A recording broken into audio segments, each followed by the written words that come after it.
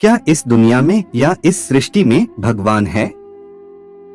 हमारे मन में ऐसे प्रश्न जीवन में एक बात तो जरूर उठते होंगे। आखिर वह कौन है जो सृष्टि को चला रहा है?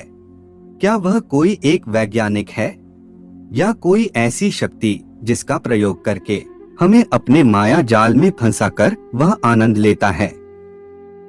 आखिर वह कौन है जिसको हम भगवान या भगवान का स्वरूप मानते हैं? और आखिर क्या है उसका अस्तित्व? ईश्वर कौन है और कैसा है? इसका स्पष्ट उत्तर हमें वेदों में मिलता है। आज की इस प्रस्तुति में हम वेदों में बताए गए उस परम शक्तिशाली परमेश्वर के बारे में बताएंगे। इस प्रस्तुति को देखने के बाद आपको फिर किसी को भी नहीं पूछना पड़ेगा कि परमेश्वर कौन है और कैसा है। तो इस प्रस्तुति को अंत तक जरूर देखना। इंद्रम मित्रम वरुणम निमाहुर्थो दिव्यः स सुपर्णो गरुत्मान एकम सद्विप्रा बहुधा वदन्ति अग्नि यमम मातृश्वान माहुः। अर्थात परमात्मा की विभिन्न शक्तियां ही अनेक देवताओं के नाम से पुकारी जाती हैं, पर वह एक ही है। इसीलिए गुण कर्म स्वभाव के अनुसार उस परमात्मा की उपासना करें। ऋग्वेद का यह श्लोक हमें बताता है कि परमपिता परमेश्वर सर्वत्र व्याप्त है। यह विशाल संसार, अंतरिक्ष, कोटि कोटि ब्रह्मांड, इन सबके कण कण में ईश्वर की असीम सत्ता विद्यमान है। वही इस सबका नियंता है, नियामक है। ईशावास्यमिदं सर्वम, हर वस्तु में, जड़ चेतन में, हमारे रोम रोम में ईश्वर का वास है। वह निराकार परमेश्वर दिखाई नहीं देता, परंतु वही हमारी प्राण शक्ति है। सोते जागते हर समय वह हमारे साथ रहता है, हमारे भीतर भी रहता है, बाहर भी और चारों ओर भी। जैसे रबर के गुब्बारे में हवा भरी होती है, गुब्बारे के अंदर भी हवा है, बाहर भी और चारों ओर भी, पर वह हमें दिखाई नहीं देती। जैसे दूध की प्रत्येक बूंद में घी का अंश छिपा होता है, उसी प्रकार ईश्वर भी सर्वव्यापक है। संसार के कोने कोने में, सभी जीव जंतुओं में, पशु पक्षियों में, सभी प्राणियों के रोम रोम में उस परमेश्वर की सत्ता विद्यमान है। उसके लिए जात पांत का, पूरब पश्चिम या उत्तर दक्षिण का कोई झगड़ा नहीं है। सभी उसके लिए एक समान हैं। इस सर्वव्यापक परमेश्वर की अनेकानेक शक्तियां हैं, जिन्हें संसार के विभिन्न मतों में आस्था रखने वाले भिन्न भिन्न नामों से पुकारते हैं। सब मनुष्यों का परमपिता परमेश्वर एक ही है। वही इंद्र, मित्र, वरुण, अग्नि, यम सब कुछ है। चाहे उसे राम कहो या कृष्ण, दुर्गा कहो या काली, शिव शंकर कहो या अल्लाह या गौर। नाम का नहीं, ईश्वर के गुणों का महत्व है। उन गुणों को अपने जीवन में उतारने, उनके अनुसार आचरण करने और जीवन में व्यवहार करने को ही परमात्मा की उपासना करना कहते हैं। इस प्रकार उपासना करने से, बारंबार के अभ्यास से वे गुण मनुष्य के स्वभाव का अंग बन जाते हैं और वह उत्तरोत्तर श्रेष्ठता को प्राप्त करते हुए देवत्व की ओर अग्रसर होता है। परमात्मा के अलग अलग नामों को लेकर झगड़ा करना सबसे बड़ी मूर्खता है।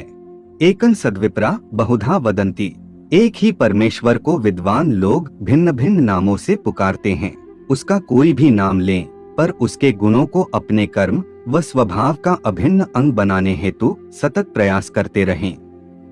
आजकल अधिकांश लोग ईश्वर के गुणों का न तो चिंतन करते हैं और न उन्हें अपने आचरण में उतारने का प्रयास करते हैं, लेकिन उसके नाम पर इस प्रकार लड़ने मरने को तैयार रहते हैं मानो उस पर उनका ही एकाधिकार है। वे समझते हैं कि केवल मंदिर के भीतर ही उसकी सत्ता है, बाहर चाहे जो भी पाप कर्म करो, भगवान देखता ही नहीं। उसके सर्वव्यापक रूप को तो जैसे भुला ही दिया गया है। वह अनेकानेक रूपों में सर्वत्र विद्यमान है, हर समय हमारे साथ है। संसार के कोने कोने में उसकी सार्वभौम सत्ता है। इस तथ्य को सदैव ध्यान में रखना अत्यावश्यक है। प्रभु के नाम और उसके गुणों का चिंतन करते रहें। वेनस्तत्पश्यन्निहितं गुहा सद्यत्र विश्वं भवत्येकनीडम् तस्मिन्निद संच विचैति सर्वथन सोतः प्रोतश्च विभुः प्रजासु। अर्थात विद्वान लोग अपने ज्ञान से, चिंतन मनन से और अनुभव से यह जान लेते हैं कि परमात्मा प्रत्येक पदार्थ में छिपा हुआ है, वही संपूर्ण जगत को आश्रय देने वाला है, उसी से सारी सृष्टि प्रकट होती है, सभी प्राणी उससे उत्पन्न होते हैं और प्रलय काल में उसी में लय हो जाते हैं।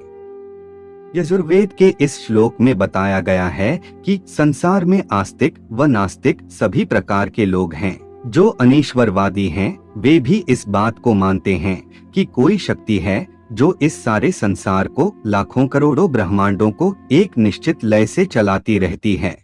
चाहे बुद्धि व तर्क की कसौटी पर परखें या फिर श्रद्धा व विश्वास के आधार पर माने, ईश्वर की सर्वव्यापकता में कोई संदेह तो हो ही नहीं सकता। वह प्रत्यक्ष दिखाई न दे, पर हर स्थिति में हम उसको अनुभव कर सकते हैं। शर्त केवल यही है कि तर्क कुतर्क के दुराग्रह में फंसकर हम सत्य को झुठलाने का प्रयास न करें। परमात्मा सारे ब्रह्मांड में व्याप्त है, यह सारा विश्व उसी का रूप है। पुरुष एवेद क्षण सर्वम। इस प्रकार भगवान की हर जगह उपस्थिति को स्वीकार कर लेने से मनुष्य के आत्मबल में वृद्धि होती है। हर समय एक शक्तिशाली समर्थ मित्र व सहायक के सानिध्य में रहने से प्रतिभा, क्षमता व पौरुष का जागरण होता है और सत्कर्मों में मन की प्रवृत्ति बढ़ती है। ईश्वरीय सत्ता के दिव्य प्रकाश से अभिभूत होकर मनुष्य स्वतः ही पाप कर्मों से बचा रहता है। उसे यह भान रहता है कि वह परमात्मा की दृष्टि से उझल नहीं है और उसके हर अच्छे बुरे कर्म का फल उसे अवश्य मिलेगा। इस प्रकार जहाँ एक ओर मनुष्य सत्कर्मों में प्रवृत्त होता है, वहीं दुष्प्रवृत्तियों से बचा भी रहता है और देवता बनने के मार्ग पर आगे बढ़ता जाता है। संसार में हर वस्तु किसी न किसी आधार पर टिकी है। यदि आधार छोटा और कमजोर होगा तो उस वस्तु की स्थिति डामाडोल और अस्थिर रहेगी, और यदि आधार सबल और ठोस होगा तो वह वस्तु टिकाऊ और स्थिर रहेगी। सर्वव्यापी परमेश्वर को अपना आधार बना लेने वाला सदैव निश्चिंत रहता है। माया, मोह, लोभ, अहंकार आदि के झंझावात भी उसे डिगा नहीं पाते। उसे सदैव अपने हृदय में ईश्वर के दर्शन होते रहते हैं। उस परमपिता परमात्मा का ही सूक्ष्म अंश हमारी आत्मा है।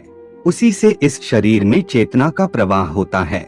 शक्ति का अक्षय भंडार हमारे अपने ही भीतर विद्यमान है, पर हम अज्ञानवश इस तथ्य को जान ही नहीं पाते और सदैव अपने दुर्भाग्य का रोना रोते रहते हैं।